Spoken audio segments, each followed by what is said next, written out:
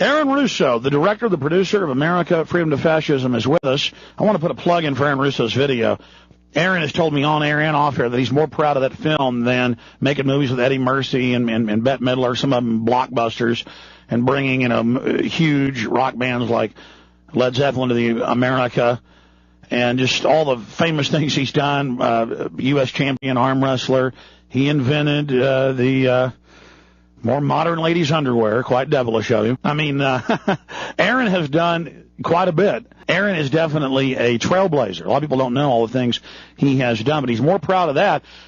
And I know why, because I've experienced the things I'm proud of, doing a good job, standing up against evil, telling the truth, fighting these people. You're either going to be wearing the white hat or the black hat, folks, and I'm glad I'm a good guy. I mean, how great is it, though, in this key juncture in time, that everywhere our message is number one. I mean, every other day, the number one video on YouTube or Google or all of them is a patriot film, my film, Aaron's film, Loose Change, 9/11 Mystery, some of the other films.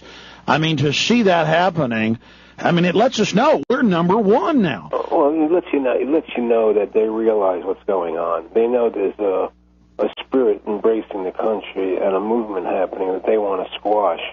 And they have to move very quickly. You got to remember, there's a worldwide globalist movement happening now. In their minds, they're in the beginning of the third act. Okay, this is the beginning of the end. Lay it out. Everything. But hold on, Aaron. Give us the first and second act so people understand. Some people may not know what a play is. I mean, they know what a play is, but they don't know about what acts are. Well, when you set up a movie or a show or something, you have the first act. You introduce all the characters, the plot of the movie. You know, the middle is where everything sort of unfolds, and then the last act is where everything comes to its conclusion, and the finale. And right now we're at the beginning of the last act. Everything they've put into place, putting the Federal Reserve into place, putting all these government agencies there, passing all these horrific laws, everything is in place. The first and second acts are done. Now the third act is the act of executing everything and bring it all together. And what people don't realize is that this is a worldwide event going on, and that it's all these industrialized nations working together through the banking systems that are bringing this about. What's real interesting is, I don't know if you people know about this, but, China just bought into the Blackstone Group. Okay, they just spent $3 billion buying into the Blackstone Group, which is an American company that's a private equity firm that's going to go public very shortly. And by buying into, they spent $3 billion. But Blackstone Group is also the group, and I started doing the research on this last night, and I'm pretty sure what I'm saying it was accurate. The Blackstone Group is the group that owned World Trade Building Number 7 that Larry Silverstein worked for. And isn't it interesting that this Building 7, all the steel was shipped to China after the building came down and was not treated as a crime scene. And now all of a sudden they sent all the steel over to China, and now the Blackstone Group comes in, and the Chinese bank comes in and spends $3 billion to buy a small percentage of the stock of the company. Well, we know Silverstein in many ways was just the front for a holding company. He originally only owned 7. Blackstone's the holding company. Pardon me? I said Blackstone is the holding company for Building 7. That's what I'm saying. Yeah. And so now all of a sudden China comes in and buys a percentage for $3 billion of the Blackstone company. And that's the same, and that's where we sent the steel to from the building that was never analyzed here for the thermite. This is the third act. I mean, all the dominoes are lined up, all their preparations, everything they've done. They're even saying this. They're even saying that they're 4 or 5 years behind, that resistance is mounting. They're saying they're in danger of not getting it through. And I've always likened it to the, Indy 500, the last lap. They're in the lead, but they didn't stop the last 2 pit stops. Their tires are bald, their engine's on fire. Right. And I don't think they're going to make it. I think their engine's going to blow. We got to gut up and push as hard as we can, because like you said, Aaron, they're rushing to the finish line. They know. They feel their legs starting to falter. They feel the burn in their calves and their ankles. They can feel their back cracking. We've got to see that weakness and go with the juggler. Aaron? Well, I agree to a point, but I see it as for for the first time, they're seeing resistance. I don't think they've really seen resistance before. We were like a mosquito before. Now we're more like a horsefly. You know.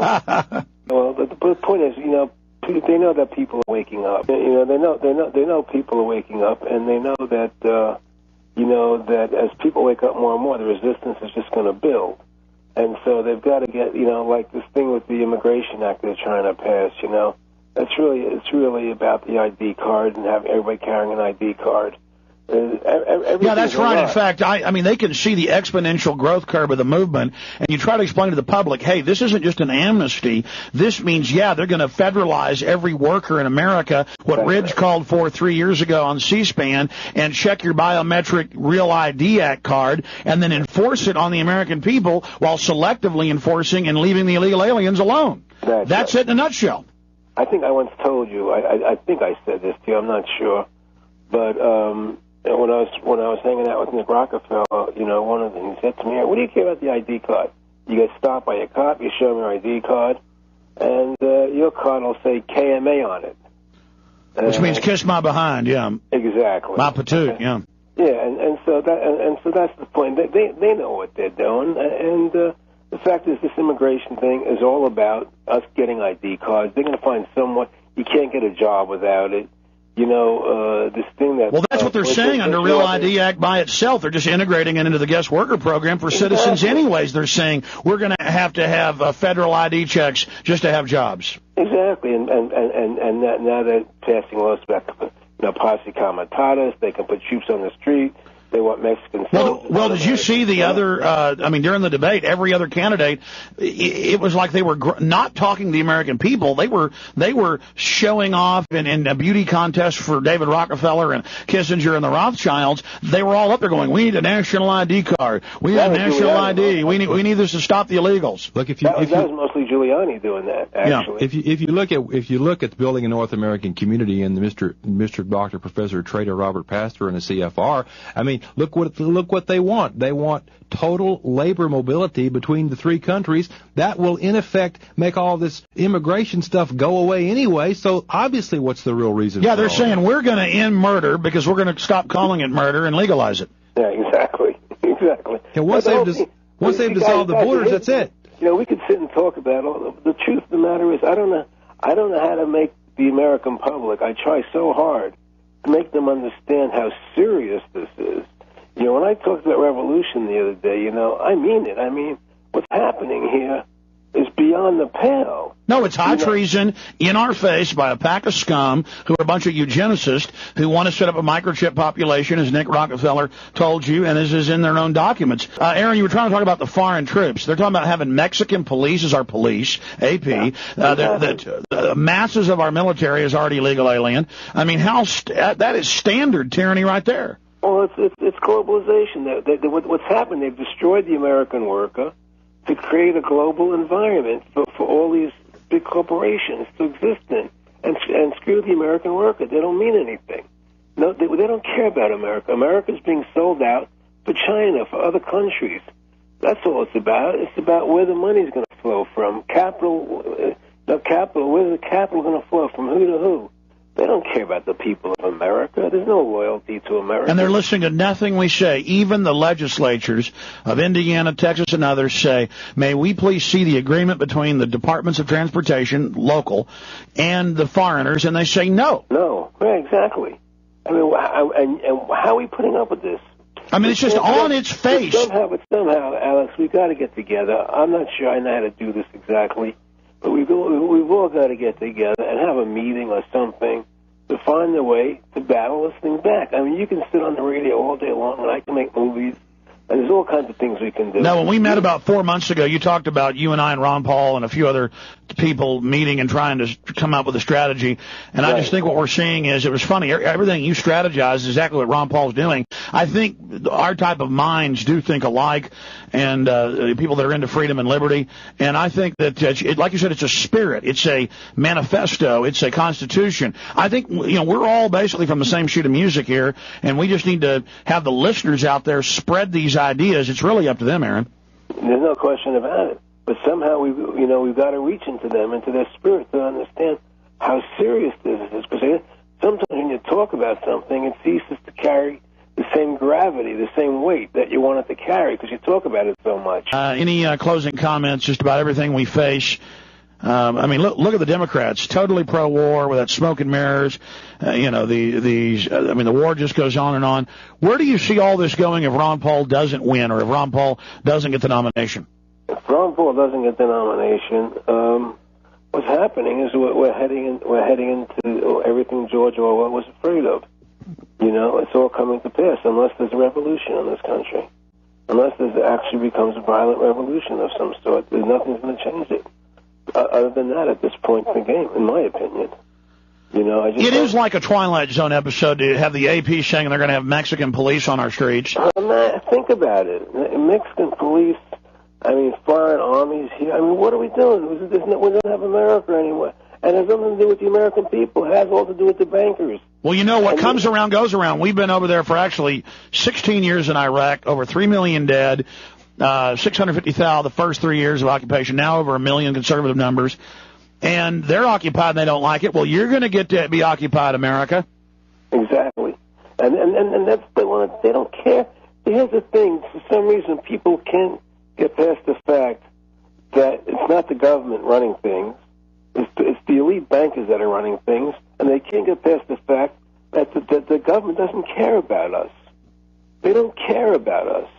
Aaron Russo, Director of American Freedom to Fascism, available at Infowars.com. Thanks for being on with us, my friend. Hey, anything you have, I have such tremendous respect and admiration for you, Alex. You have no idea. You really don't know. I have nothing but love in my heart for you. Well, I love you too, Aaron, and it's all right back at you, my friend. Take care. Thank you. Here goes Aaron Russo.